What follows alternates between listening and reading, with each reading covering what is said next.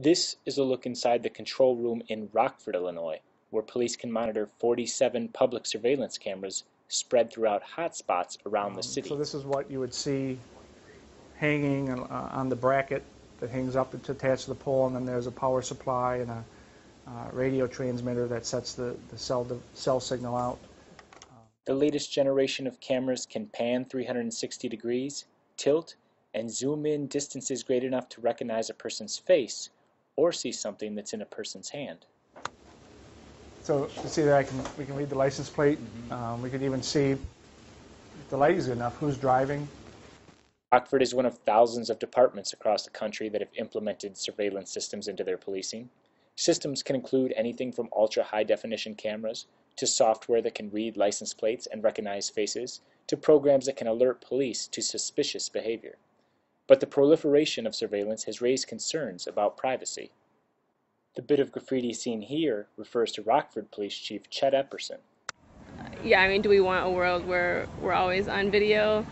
I don't think that would be define happiness, you know. So I think we need a definite balance, and I think we need more consultation on that. But anyone that operates this they get trained and they have to sign off about the Privacy Act, so they're not looking in windows, but all these cameras are in the public domain. So the courts have ruled if you're in the public domain, you have no right to privacy. So I can zoom in to that person on the street and look at their face, and if we have a facial recognition program, we can find out who that is. I definitely am in support of the cameras. Yeah. Because like I said, there's some areas of Rockford that I think are very undesirable. And, I mean, they're out to protect us. And I would feel more comfortable knowing that they're trying to do something to bring the crime rate down.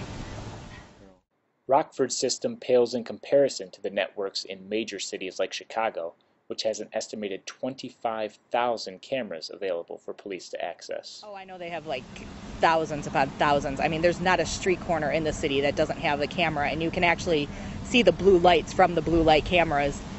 So you can see where they are, but then that's just the ones you can see. There's the ones you can't see also. The suburban resident said she's uncomfortable with the number of cameras in Chicago, especially when it comes to red light and speed cameras. That is something that people should be doing and not necessarily leaving it to technology.